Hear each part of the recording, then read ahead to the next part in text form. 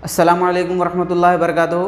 अज़ीज़ तलबा, अल हिलाल एकेडमी के online classes में मैं आप तमाम लोगों का फिर से इस्तकबाल करता हूँ। इस वीडियो में हम रियाजी जमात हश्तुम के पहले सबक नातिक़ आदात के मश्क़ नंबर 1.1 का सवाल नंबर 7 हल करेंगे। इससे पहले के वीडियोज़ में मैंने पिछले सवालात को हल किया था। अब इस वीडियो में हम सवाल नंबर 7 को हल करेंगे। तो सवाल नंबर 7 देखिए, कुछ इस तरीके से हमको तफरीक़ करना है। यहाँ पर चंद जो है कसर की शक्ल में आदात दिए गए हैं, नातिक़ आदात, उनको जो है हमको तफरीक़ करना है। क्या करना है? सबसे पहले 3/4 को 1/3 से तकसीम करना है। किसको तफरीक़ करना है? 3/4 को तफरीक़ कर देना है, निकाल देना है। किससे? 1/3 से। तो देखिए, हम ये 1/3 लिखे, 1/3 से 3/4 को तफरीक़ कर देना है। तो इस तरीके से हम लिखेंगे 1/3 माइनस 3/4। 3/4 को तफरीक़ करना है। किस में से? 1/3 में से 3/4 को तफरीक़ कर देना है। इस तरीके से हम लिखे। अब उसके बाद हम क्या करेंगे? यहाँ पर एलसीएम निकालेंगे 3 और 4 का। 3 और 4 का हम क्या करेंगे? एलसीएम निकालेंगे। यहाँ पर 3 के पहाड़े से 3 एकन 3, 4 जो है 3 के पहाड़े में नहीं आता, तो 4 हम उसको जैसा के वैसा लिखेंगे। उसके बाद 4 के पहाड़े में आता है 4 लिखेंगे, 1 का 1 लिख देंगे। 4 एकन 4। अब ये सबको जो है हम ज़रब दे लेंगे। 3 ज़रब 4 ज़रब 1 ज़रब 1, 3 चौक 12, 12 और 12 एकन 12, 12 एकन 12। तो हमारा एलसीएम क्या बन गया यहाँ पर? 12। ठीक है ना। अगर आप एक बात याद रखिए, अगर यहाँ पर दो ऐसे आदाद है जिनमें कोई जो है मुश्तरक जुज़े ज़रबी नहीं है, तब इन दोनों का हासिल ज़रब ही उसका एलसीएम होगा। इन दोनों में जो है कोई भी मुश्तरक जुज़े ज़रबी नहीं है। देखिए, जैसा कि 3 लिख रहा हूँ मैं, 3 ज़रब 1 लिख सकता हूँ मैं। 4 को कैसा लिख सकता हूँ मैं? 2 ज़रब 2 लिख सकता हूँ और 4 ज़रब 1 लिख सकता हूँ। तो देखिए, दोनों में कोई मुश्तरक जुज़े ज़रबी नहीं है सिवाय 1 के। तो इन दोनों का हासिल ज़रब ही क्या होता है? इन दोनों का हासिल ज़रब ही उसका एलसीएम होता है। चलिए, अब पहली कसर को हम क्या करेंगे? एलसीएम से ज़रब देंगे। पहली कसर क्या है हमारी? 1/3 ज़रब एलसीएम क्या है उसका? 12। तो पहली कसर को हम एलसीएम से ज़रब देंगे। 3 एकन 3, 3 चौक 12 और 4 ज़रब 1, 1 चौक या 4 एकन क्या होगा? 4 होगा। अब उसके बाद यहाँ पर क्या अलामत है? माइनस। दूसरी कसर ले लीजिए, 3/4। दूसरी कसर क्या है? 3/4 ज़रब एलसीएम से ज़रब देना है दूसरी कसर को भी। 12 का 12, 4 एकन 4, 4 तिया 12। उसके बाद देखिए यहाँ पर 3 ज़रब 3, 3 ज़रब 3 क्या होगा? 3 तिया 9। ठीक है ना। तो हमारा क्या बना यहाँ पर? 4 माइनस 9/12। अब आप देख सकते हैं यहाँ पर 4 में से 9 तो नहीं जाते, ठीक है ना। तो हम क्या करेंगे? 9 में से 4 को निकालेंगे।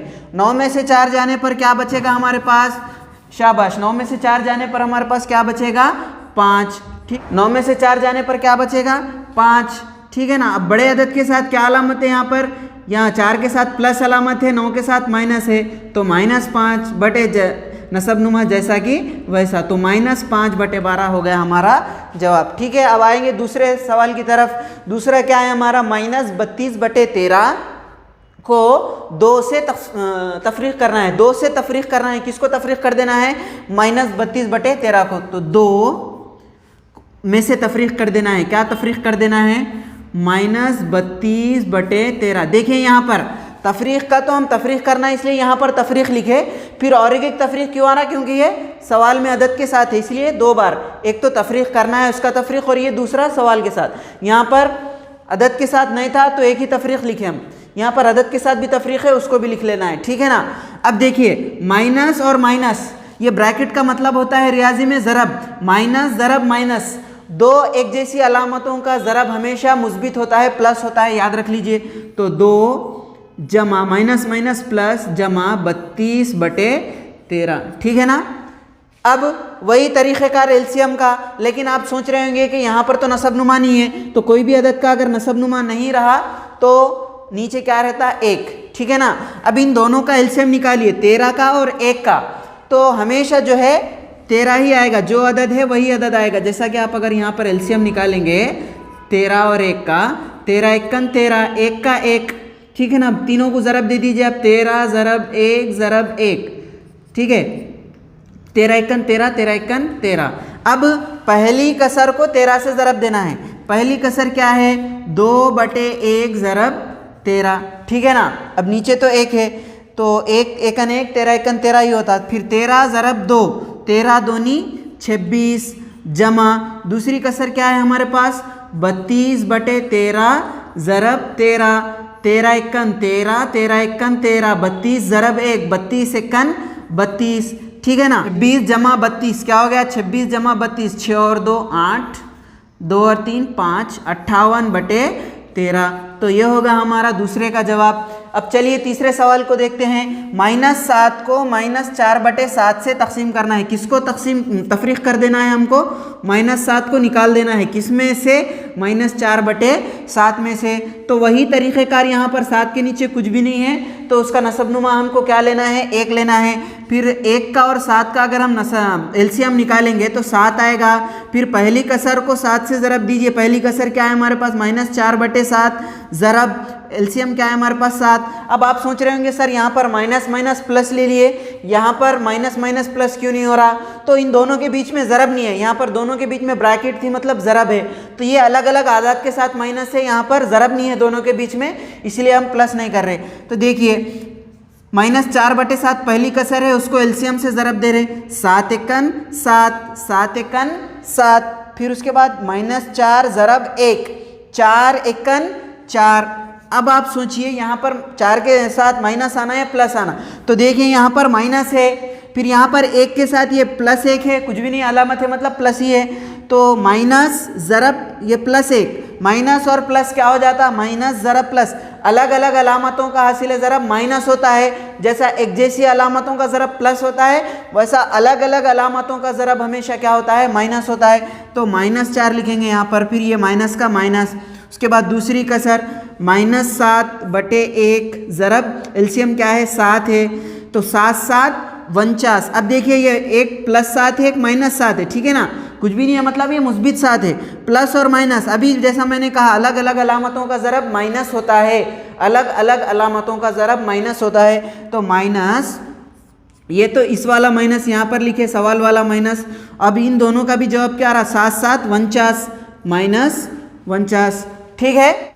अब देखिए -4, अब यहाँ पर माइनस है, यहाँ पर भी माइनस है, ये ब्रैकेट है, ब्रैकेट में जैसा मैंने अभी कहा ब्रैकेट का मतलब होता है ज़रब, यानी माइनस ज़रब माइनस, एक जैसी अलामतें क्या करें हम? एक जैसी अलामतें थी तो जमा करें, तो उसी तरीके से माइनस ज़रब माइनस प्लस 49/7।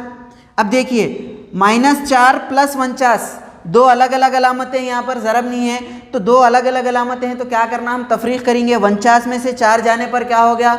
49 में से 4 जाने पर 45, तो 45/7। तो ये होगा हमारा जवाब। अगर इसको आप अपनी कापियों में लिख लेना चाहते हैं तो इस वीडियो को पॉज करके आप इसको लिख ले सकते हैं। तो चलिए अब बढ़ेंगे हम अगले सवाल की तरफ। तो अगला सवाल है हमारा, अदद -5/8 में कौन सा अदद जमा किया जाए कि नतीजा -3/2 हासिल हो? ठीक है ना, -5/8 में क्या जमा किया जाए कि नतीजा क्या हासिल हो? हमें -3/2 हासिल हो। इसको हम इस तरह हिसाबी शक्ल में लिख सकते हैं। अदद -5/8 में क्या जमा किया जाए कि हमारा जवाब जो है नतीजा हमको क्या हासिल हो? -3/2। तो ये तरीक़ेकार है इसको इबारती शक्ल में लिखने का। तो देखिए हमको मालूम क्या हुआ अदद, हमको नहीं मालूम अदद, तो हम क्या करेंगे? फ़र्ज़ करो के अदद मसावी है x, वो अदद है, हम क्या फ़र्ज़ कर रहे हैं? हमको नहीं मालूम वो अदद, हमको x फ़र्ज़ कर रहे हैं। तो देखिए अब -5/8 में x जमा करने पर हमारा नतीजा क्या हासिल हो रहा? -3/2। ठीक है, अब इसको हम बासानी हल कर सकते हैं, जैसा कि हमने जमात हफ्तुम के दूसरे सबक में इसका मुताला किया था कि मसावात को किस तरह हल किया जाए। तो देखिए यहाँ पर x है, यहाँ पर -5/8 है, हमको x मालूम करना है, तो हम क्या करेंगे? x को इस जानिब रखकर बाकी जितने भी आदाद है सबको सीधे हाथ तरफ राइट हैंड साइड भेज देंगे हम।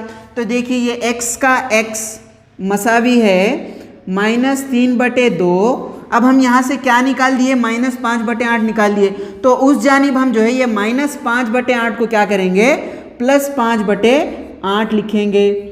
अब उसी तरीके से हम क्या करेंगे, यहाँ पर इन दोनों का एलसीएम निकाल के इसको हल करेंगे।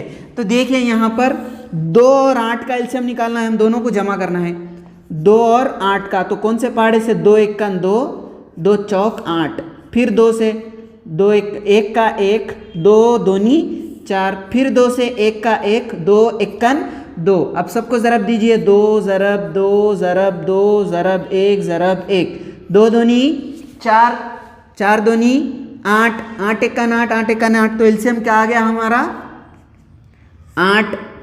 ठीक है, अब पहली कसर को 8 से ज़रब देंगे, जो भी एलसीएम आया उसको दोनों कसरों से हमको ज़रब देना है। तो देखिए यहाँ पर मैं रफ अमल कर रहा हूँ, -3/2 पहली कसर है, ज़रब एलसीएम क्या है हमारा 8, 2 1 2, 2 चौक 8। अब उसके बाद 4 ज़रब -3। अब देखिए 4 के साथ माइनस है क्या, माइनस नहीं है, मतलब वो प्लस में है। तो 4 ज़रब 3, 4 तिया 12। ठीक है, लिख लीजिए यहाँ पर 12। अब ये 4 माइनस में नहीं है, मतलब प्लस में है। ये प्लस में है, ये माइनस में है, दोनों के बीच में ज़रब है, यानी अलग अलग अलामतों का ज़रब, जैसा मैंने अभी पिछले सवाल में बताया था, अलग अलग अलामतों का ज़रब हमेशा माइनस होता है। माइनस है और ज़रब माइनस रहते तो प्लस लिखते थे हम, लेकिन यहाँ पर माइनस नहीं है, तो 2 अलग अलग अलामतें हो जा रही है, एक तो प्लस में एक मनफी में है। तो 2 अलग अलग अलामतों वाले आदाद का ज़रब हमेशा मनफी होता है। चलिए, अब उसके बाद यहाँ पर क्या है, जमा। अब दूसरी कसर बोलिए, 5/8, ज़रब एलसीएम क्या है 8 है, 8 1 8, 8 1 8, 5 ज़रब 1, 5 1 5। अब देखिए यहाँ पर 2 भी मुस्बित है, एक जैसी अलामतें हैं, 5 के साथ भी माइनस नहीं है, 1 के साथ भी माइनस नहीं है, मतलब दोनों भी मुस्बित है। और मुस्बित एक जैसी अलामतों का ज़रब मुस्बित, अलग अलग अलामतों का ज़रब मनफी। जैसा अलग अलग अलामतें थी तो मनफी लिखे, एक जैसी अलामतें दोनों भी मुस्बित है तो जवाब भी मुस्बित। तो 5 1 5। ठीक है, अब उसके बाद अब आप देख सकते हैं यहाँ पर -12 + 5, -12 + 5, इसको हम ऐसा भी लिख सकते हैं 5 - 12। ठीक है ना, 5 में से 12 जाते क्या, नहीं जा सकते, तो 12 में से 5 निकालेंगे, क्या होता 12 में से 5 जाने पर 7, और बड़े अदद के साथ क्या अलामत है, माइनस, तो ये होगा हमारा -7/8। तो ये था हमारा जवाब। अगर हम अदद -5/8 में -7/8 को जमा करेंगे तो हमारा जवाब क्या आएगा, -3/2। तो ये थे हमारे आज के सवालात। इंशाल्लाह आगे के सवालात हम अगले वीडियो में देखेंगे। तब तक के लिए स्टे होम, स्टे सेफ।